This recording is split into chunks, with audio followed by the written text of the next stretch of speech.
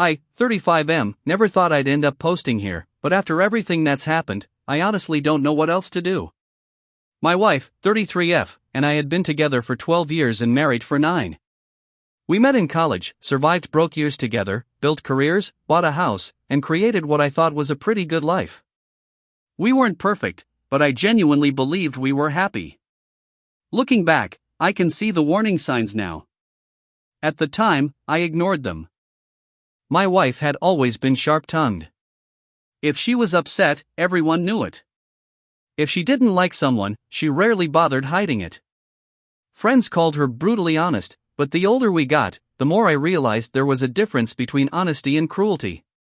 The strangest thing was that she lied about little things. Pointless things. She'd tell me she was stuck in traffic when she'd actually stopped at a store. She'd say she forgot to call because her phone died, even though I could see she'd been posting on social media. Whenever I pointed out inconsistencies, she'd become defensive immediately. You always overthink everything. You're imagining things. Why do you have to make everything into an issue? After years of hearing that, I started questioning my own instincts. Then everything changed. About a year ago, she became glued to her phone.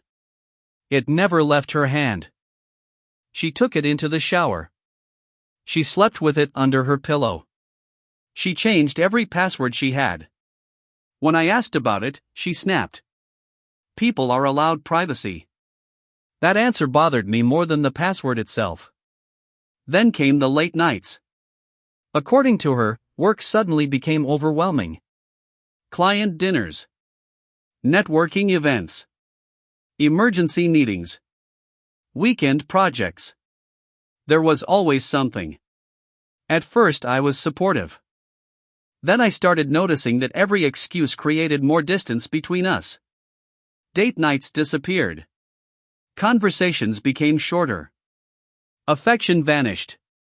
One night I asked if everything was okay between us. She didn't even look up from her laptop. Of course. It doesn't feel like it. She sighed dramatically. I'm trying to build a future. Sorry if that's inconvenient. That sentence stayed with me. Sorry if that's inconvenient. As though wanting to spend time with my own wife was unreasonable. A few months later, she attended what she called a networking event. She left around 6 in the evening. Midnight came and went. No message. No update. Nothing. At 2:45 in the morning, she finally walked through the front door. I was sitting on the couch waiting. The first thing she did wasn't apologize. It was roll her eyes. Why are you still awake? I stared at her. It's almost 3 in the morning. My phone died. That explanation arrived suspiciously fast. Too fast. Then I noticed something strange. She smelled different. Not perfume. Not alcohol. Just different. Like she'd spent hours around someone else. When I mentioned it, she laughed. You sound paranoid. That word became her favorite weapon. Paranoid. Every concern became paranoia. Every question became insecurity. Every observation became overthinking. And for a while, it worked. Then one afternoon everything started falling apart. I attended a friend's birthday party alone because my wife was supposedly working. Halfway through the evening, one of our mutual friends asked me how my wife's lunch downtown had gone the previous weekend. I frowned. What lunch? The woman immediately looked uncomfortable. I thought she told you. My stomach dropped. According to my wife, she'd spent that entire day at the office. Not downtown. Not having lunch. Working. That night I casually asked about her day. She repeated the same story. Without hesitation.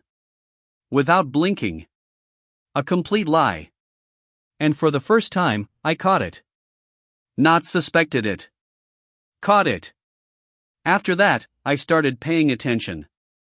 Really paying attention. I noticed she smiled at her phone constantly. then hid the screen whenever I walked into the room. I noticed she suddenly cared about her appearance in ways she hadn't for years. New clothes. New makeup. New hairstyles. Gym memberships. Everything. One evening a notification appeared on her laptop. Only for a second. Long enough for me to read. Can't stop thinking about last night. My heart nearly stopped. The message disappeared before I could see more. But the damage was done. A few weeks later she was involved in a minor car accident. Nothing serious. But when I received the call, it wasn't from her. It was from a man. A man named Jason. According to him, he was a co-worker. According to her, he was a co-worker. According to my instincts, something wasn't right. At the accident scene, they looked far too comfortable together. Inside jokes. Shared glances. The kind of familiarity that takes time to build. When I questioned it later, she exploded. She accused me of being controlling. Insecure. Paranoid. Again. Months passed. The lies continued. Then I discovered hotel charges on a shared credit card statement. Expensive hotels. Weekday afternoons. Dates that coincided perfectly with her supposed work obligations. The denial I'd been living in finally started cracking. Then came the moment that changed everything. She left for what she claimed was a 2-day work conference. 3 hours later, a neighbor knocked on my door. She casually mentioned seeing my wife return home shortly after leaving and get into another man's car. A black sedan. The same black sedan Jason drove. The next morning I visited the hotel where the conference was supposedly taking place. There was no conference. Never had been. I sat in my car across the street feeling ridiculous. Then Jason's car pulled into the parking lot. My wife stepped out. Laughing. Smiling. Looking happier than I'd seen her look in years. Together they walked into the hotel. That was the moment I knew. Not suspected. Knew. Still, I wanted proof. Real proof. A few weeks later she accidentally left behind an old tablet. Inside I found emails. Hundreds of them. Photos. Messages. Hotel reservations. Vacation plans. Love letters. The affair had lasted at least 14 months. Possibly longer. The worst part wasn't discovering the relationship. It was discovering how organized it was. There were spreadsheets. Timelines. Expense trackers. Lists of excuses she'd used on me. Actual lists. One note literally said, "Need a better explanation." He almost noticed. He. Not my husband. Not my name. Just he. An obstacle. A problem. A fool. As I dug deeper, I discovered something even worse. She wasn't just planning an affair. She was planning an exit. Secret bank accounts. Hidden savings. Financial strategies. Conversations about the house. Conversations about divorce. Conversations about how to maximize what she'd receive when she left. The woman I'd spent 12 years loving had been quietly preparing to destroy our marriage while pretending everything was fine. Then I discovered Jason had a wife. Her name was Rachel. I spent days debating whether to contact her. Eventually I did. The moment we spoke, everything changed. Because she'd been investigating too. The same lies. The same late nights. The same excuses. Different house. Different marriage. Same story. Together we compared evidence. And the deeper we went, the uglier things became. The affair wasn't just an affair. It was practically a second life. Then Rachel revealed something shocking. Jason wasn't the only man. There were messages suggesting my wife had been involved with someone else too. Even Jason didn't know. The cheater was cheating on her affair partner. At that point, nothing surprised me anymore. The lies had become endless. Eventually, Jason found out. The affair exploded. Arguments started. Secrets surfaced. Everyone turned on each other. One night I looked outside and saw Jason standing in my driveway arguing with my wife at 2 a.m. The next day she finally asked to talk. For the first time in months she looked nervous. She admitted parts of the affair. Parts of the lies.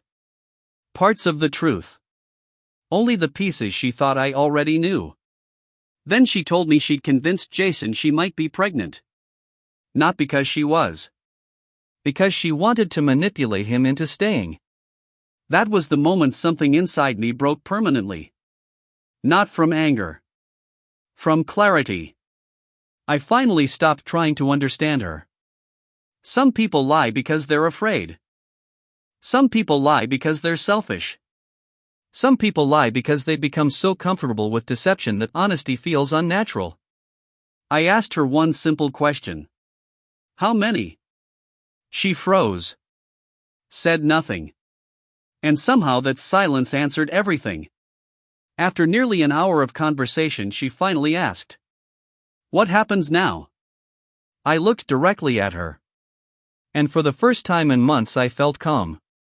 Not angry. Not devastated. Just calm. "I'm filing for divorce." Her first response wasn't an apology.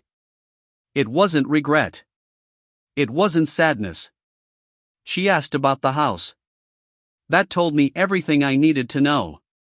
The divorce process moved quickly. The evidence protected me financially. The documents mattered. The records mattered. The truth mattered. Over time I learned many people had suspected something was wrong. Not everyone. But enough. Enough that I realized I hadn't been crazy. I'd simply wanted to believe the best in someone who no longer deserved it. The hardest lesson wasn't learning she'd cheated. It was learning how easily trust can be weaponized. If someone constantly makes you doubt your own judgment, pay attention. If every concern becomes your fault, pay attention. If every question is met with hostility, pay attention. Healthy relationships don't require you to ignore your instincts. Months later I moved into my own apartment. The first night alone felt awful. Then something unexpected happened. I slept. For the first time in over a year, I slept peacefully. No wondering where she was. No checking my phone. No waiting for excuses. No anxiety. Just silence. And that silence felt better than any lie she'd ever told me. Today the divorce is finalized. Last I heard, things didn't work out with Jason. Honestly, I don't care. For a long time I thought closure would come from watching karma catch up to her. I was wrong. Closure came the day I stopped checking. The day I stopped wondering. The day her choices stopped controlling my emotions. If anyone reading this is going through something similar, here's what I've learned. Trust is important. But blind trust is dangerous. Love someone. Support them. Believe in them. But don't abandon your own judgment in the process. Because sometimes the person lying to you isn't the biggest threat. The biggest threat is allowing them to convince you that the truth you're seeing isn't real. And if I could go back and tell my younger self one thing, it would be simple. Listen to your instincts sooner.